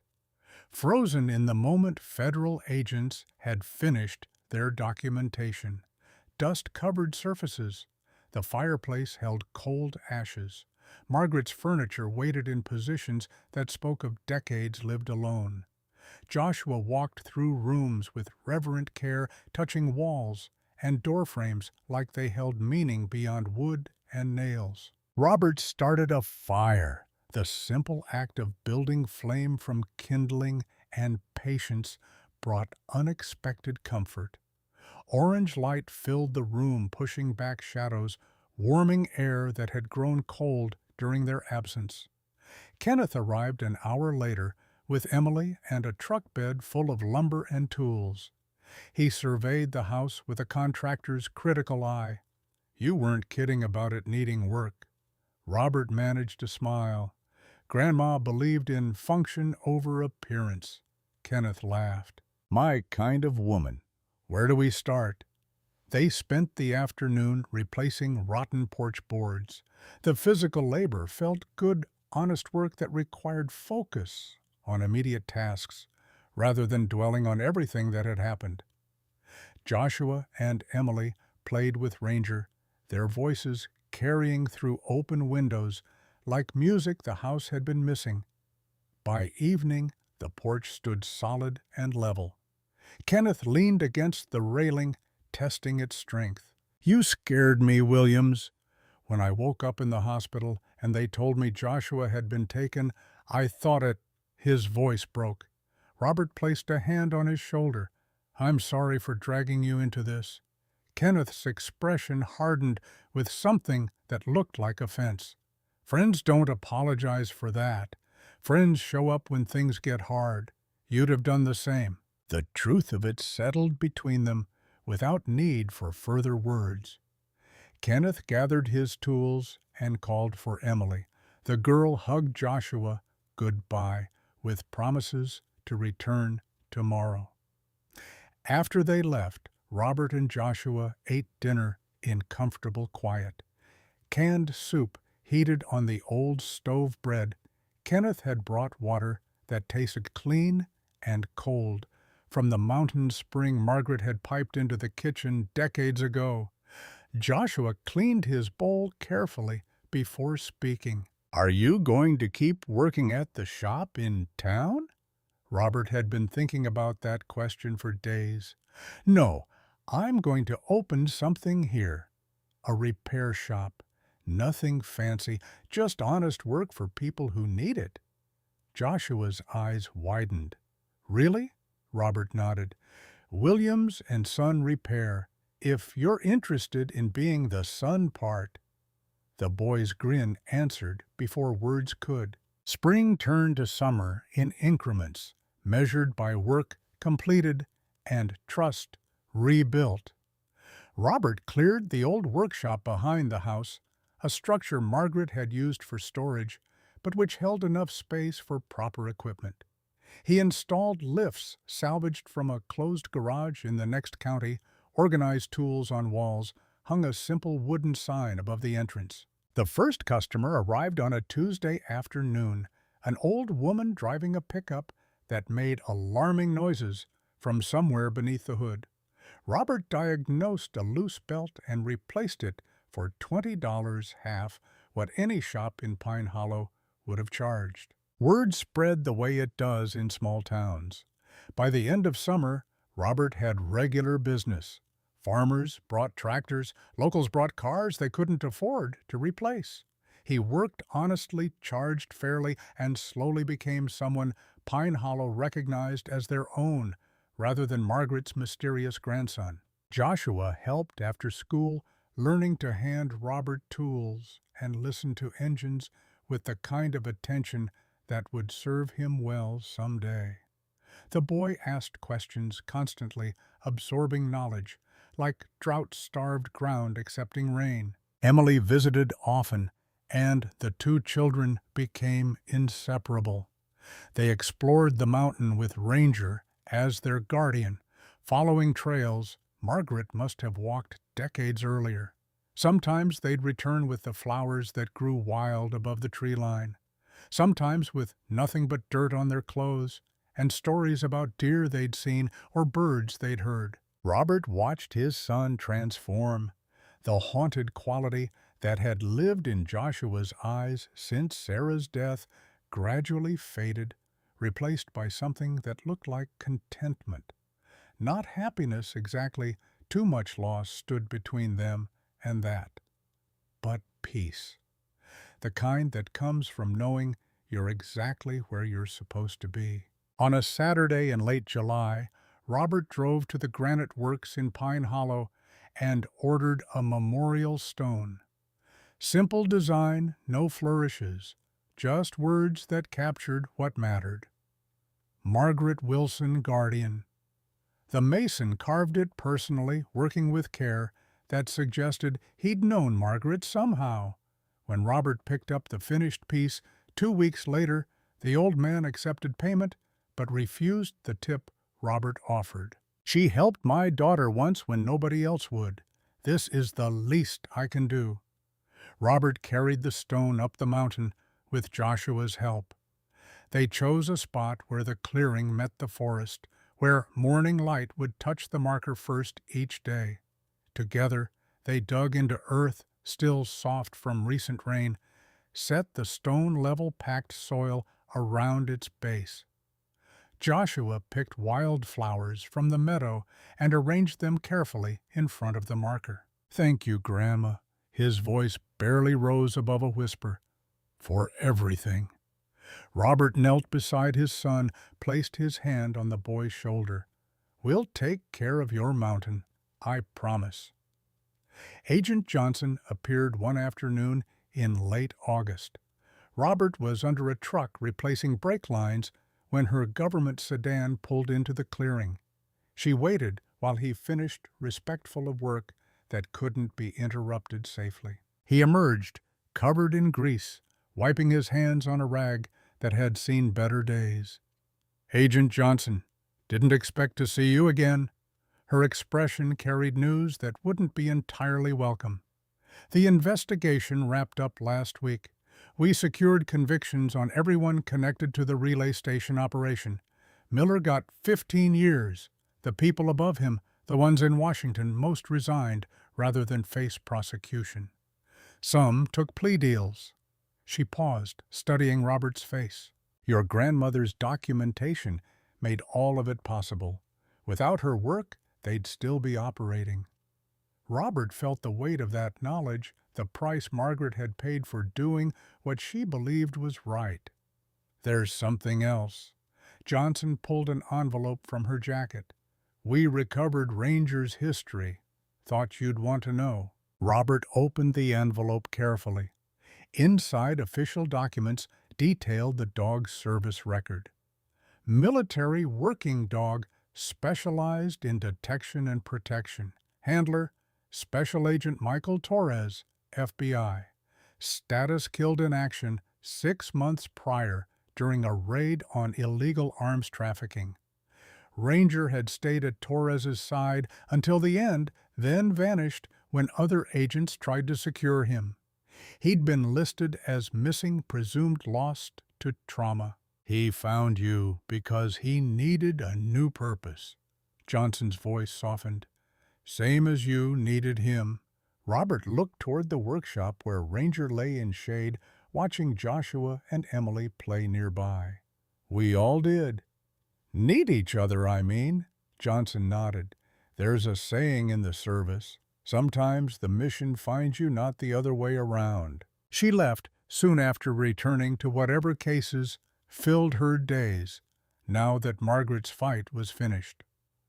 Robert stood in the clearing watching dust settle behind her sedan, thinking about purpose and chance, and whether the universe really arranged things or if people just found patterns in chaos, because that felt less frightening than admitting randomness governed everything.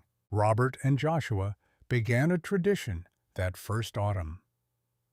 Every Sunday morning, they'd hike to the ridge above the house, the same spot where Margaret used to stand looking across valleys toward horizons only she could see clearly. Dad, do you think Grandma knew all of this would happen? Joshua's question came during their third such hike, spoken between breaths as they climbed steep sections. Robert considered carefully before answering. I think she hoped, and she prepared. Joshua was quiet for a stretch, processing. I want to be like her when I grow up. Robert's throat tightened. You already are, buddy. You chose bravery when staying scared would have been easier. The boy's expression showed uncertainty. I was scared, though, when they took me. Being brave doesn't mean not being scared. It means doing what's right, even when fear tells you to run. They reached the ridge as sun broke fully above eastern mountains, turning everything below to gold and green. Joshua stood at the edge, looking down at the house, the workshop, the clearing that had become home. Do you think Mom would be happy we're here? The question landed like a physical blow. Robert's eyes burned with tears he'd held back through months of effort. He pulled Joshua close, let the boy feel his father's grief rather than hiding it behind false strength. I think so. Yeah, I do.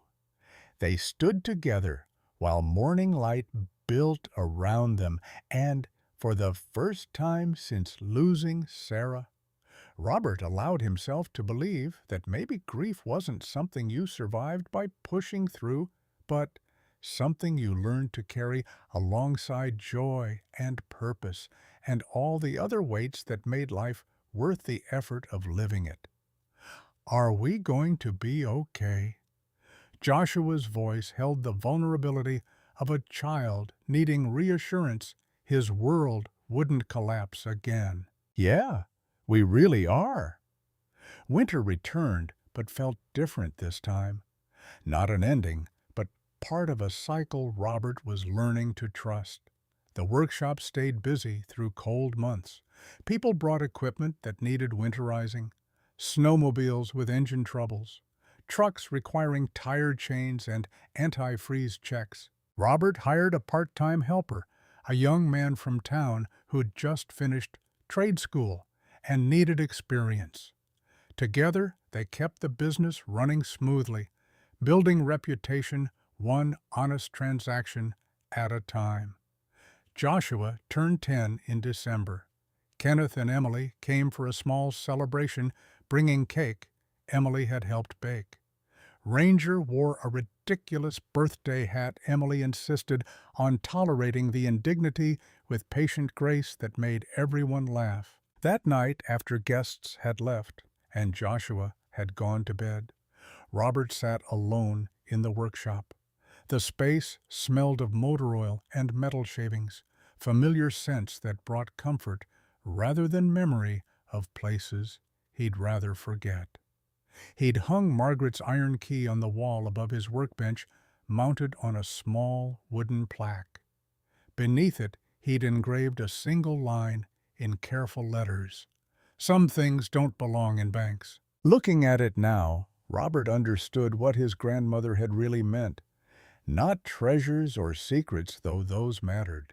She'd meant trust, purpose, the willingness to stand for something even when standing alone seemed easier than fighting battles no one would remember. Donald Thomas died peacefully in his sleep 2 weeks before Christmas. Robert learned about it when Kenneth called, voice heavy with grief, for a man the whole town had known, but few had truly understood. The funeral drew unexpected crowds. People Donald had helped over the decades, debts quietly forgiven, assistance offered without expectation of repayment. The pastor spoke of generosity and quiet courage, of living a life that made others' lives better. Robert and Joshua sat in the back pew, listening to stories about a man who'd risked everything helping Margaret document corruption because it was the right thing to do, regardless of personal cost. After the service, Robert approached Donald's lawyer and asked if the old man had left any final messages. The lawyer handed him a sealed envelope with Robert's name written across it in Donald's careful script. Inside, a single page. "You've finished what Margaret started. The mountain's safe now. Make sure it stays that way." Robert folded the letter carefully and slipped it into his pocket. Another weight added to the collection he carried, but this one felt less like burden and more like responsibility freely chosen. Spring arrived again, bringing warmth that melted snow and coaxed green from frozen ground. Robert decided to host a gathering, partly celebration of surviving their first full year on the mountain, partly acknowledgement that isolation wasn't strength, but fear disguised as independence. He set up tables in the clearing, borrowed a grill from Kenneth, bought enough food for twice the number of people he'd invited. Joshua helped prepare excitement building as the day approached. They came in ones and twos throughout the afternoon. Kenneth and Emily first bringing potato salad and fresh bread. Agent Johnson made an unexpected appearance, trading her professional attire for jeans and a simple jacket that made her look younger. The part-time helper from the workshop arrived with his girlfriend. Customers Robert had gotten to know, neighbors from down the mountain who'd heard about the gathering and felt welcome despite not being explicitly invited. By evening, the clearing filled with voices and laughter, and the smell of grilled meat, mingling with pine scent, carried on warm breeze. Joshua and Emily ran with Ranger the dog, tolerating their energy with patient affection. Adults clustered in conversational groups, sharing stories and building connections that small-town life thrived on. Robert stood slightly apart, watching it all with something approaching wonder.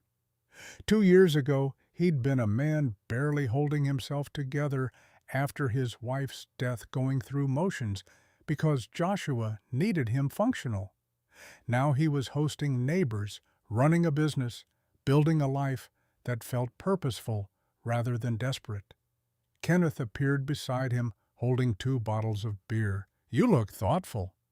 Robert accepted the offered bottle, just realizing how much has changed. Kenneth clinked his bottle against Robert's. "Margaret would be proud. You took what she gave you and built something good." Robert's throat tightened. "I had help." Kenneth's smile held warmth. "That's what community means. None of us do this alone." As twilight settled across the clearing, Robert built a fire in a stone ring he'd constructed for exactly this purpose. People gathered around, faces lit by flame conversations, softening into the kind of easy companionship that comes when people feel safe together. Joshua appeared at Robert's side, leaning against his father's shoulder. "This is nice." Robert wrapped an arm around his son. "Yeah, it really is." Agent Johnson approached, holding a mug of coffee despite the warmth. "I'm heading back to the city tomorrow. Just wanted to say goodbye." Robert stood. "Thank you for everything." Johnson's expression grew serious. "Your grandmother spent 30 years protecting something most people didn't understand mattered. You're doing the same thing, just in different ways. That takes courage." Robert felt the weight of those words, the responsibility they implied. "I'm just trying to be worthy of what she left behind." "You already are. Trust me on that." She shook his hand, nodded to Joshua, and walked to her car. Robert watched her taillights disappear down the mountain road, carrying with her the last direct connection to the investigation that had transformed their lives. The gathering lasted until after midnight. One by one, guests departed with thanks and promises to visit again. Kenneth helped Robert clean up, while Emily and Joshua chased Ranger through darkness, illuminated only by dying firelight. When the last guest had gone, and the clearing stood empty except for family, Robert sent Joshua inside to get ready for bed. The boy obeyed without complaint, exhaustion from the day's excitement overriding any desire to stay up later. Robert banked the fire, making sure no embers would escape to threaten dry grass. Ranger sat nearby, watching with amber eyes that reflected flame. "You were Special Agent Torres's partner." Robert spoke quietly, not expecting response, but needing to say the words aloud. "He chose you because you were loyal and brave. And when he died, you found us, because we needed exactly what you had to give." Ranger's tail moved slowly against ground. "Thank you for everything you've done, for Joshua, for me." The dog stood and walked to Robert's side, pressing his weight against Robert's leg. They remained that way for long minutes, man and animal sharing silent understanding that needed no translation. Later, with Joshua asleep and Ranger settled by the fireplace, Robert stood on the porch looking toward the valley below. Lights from Pine Hollow glittered like scattered stars. Above them, actual stars filled the sky, in numbers only mountain darkness allowed. His hand found the iron key in his pocket, the one that had opened Margaret's door and started everything. He turned it slowly, feeling the worn metal that had survived decades. "Grandma taught me home isn't a place, it's who you protect." The thought felt true in ways that went deeper than words could capture. Not the building, not the land, but the people who filled them with meaning. Joshua, Kenneth, and Emily. Even Ranger, who'd wandered out of loss into belonging. Sunday morning arrived with sunrise that painted eastern clouds in shades of rose and gold. Robert woke early, made coffee, and gently shook Joshua awake. "Come on, buddy, let's go for a hike." Joshua groaned, but rose, pulling on clothes still warm from sleep. They packed water and snacks, called Ranger, and headed up the trail they'd walked dozens of times before. The mountain revealed itself in layers as they climbed. forest giving way to rocky slopes, slopes transitioning to meadows carpeted in wildflowers. Each elevation brought new perspectives, wider views of the world spreading below. They reached the ridge as sun cleared the horizon, completely flooding everything with morning light so pure it felt like a gift rather than simple astronomy. Joshua stood at the edge, looking across valleys toward distant mountains. "Do you think Grandma's watching?" Robert joined him shoulder to shoulder. "I know she is. How can you be sure? Because we're standing where she stood, protecting what she protected.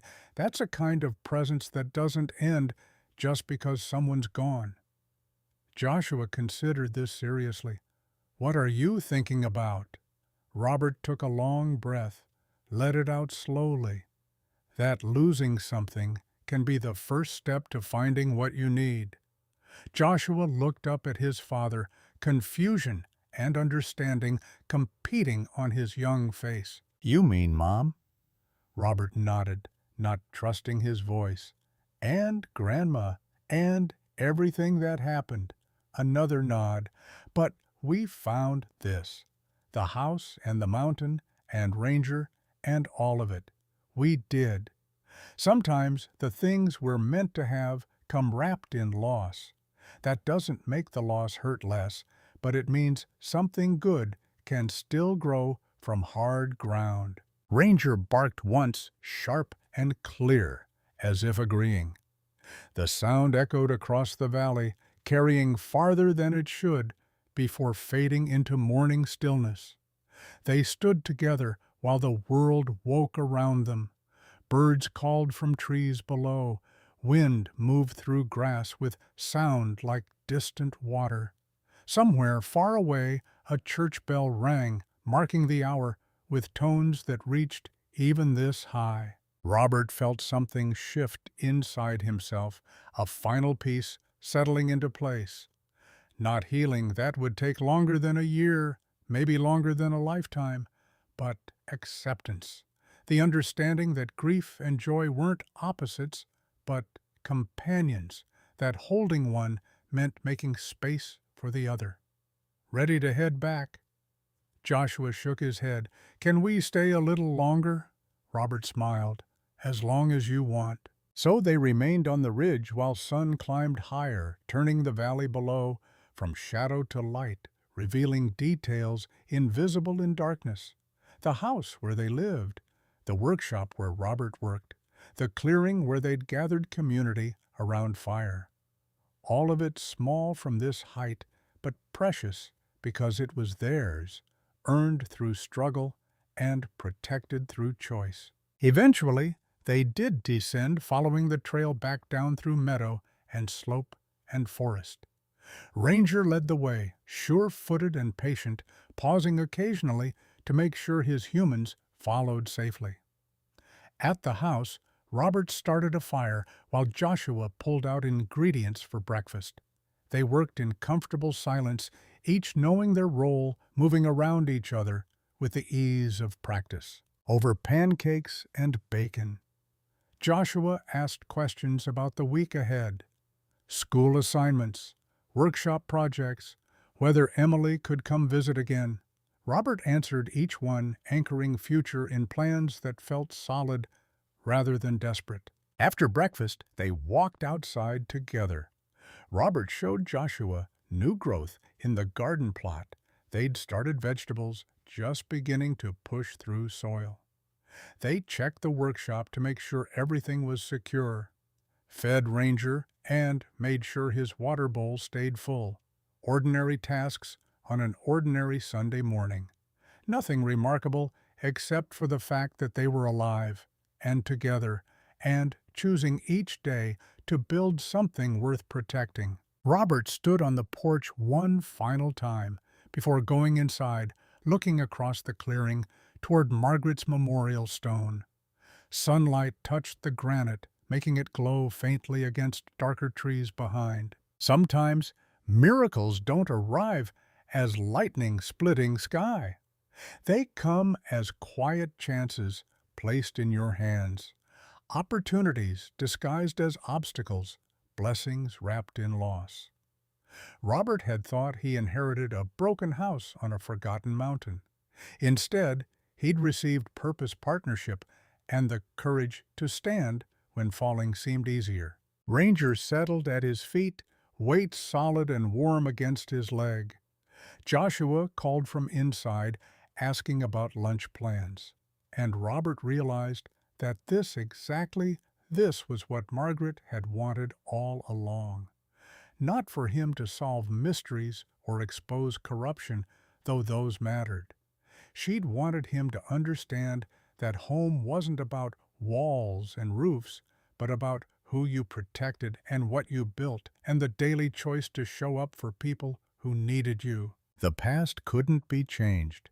Sarah would remain gone. Margaret would stay buried beneath earth on the ridge. Donald Thomas wouldn't walk into the hardware store tomorrow with advice and quiet support, but the future remained unwritten, filled with possibility that scared and excited in equal measure. Robert turned from the view and went inside, closing the door gently behind him.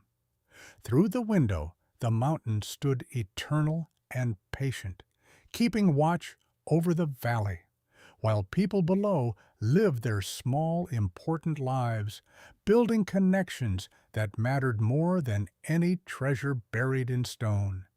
And in that ordinary house on that extraordinary mountain, 3 survivors who'd found each other when they needed it most sat down to Sunday lunch, grateful simply to be exactly where they were. This is Robert, Joshua, and Ranger's story. 3 souls who discovered hope in the most unexpected place, who learned that family isn't just blood but choice, and that sometimes the greatest inheritance isn't money or property, but the courage to start over and the wisdom to protect what truly matters.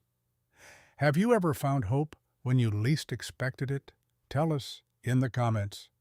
If you believe every ending is really a new beginning, subscribe for more stories about faith, family, and courage that remind us why these things still matter in a world that often forgets.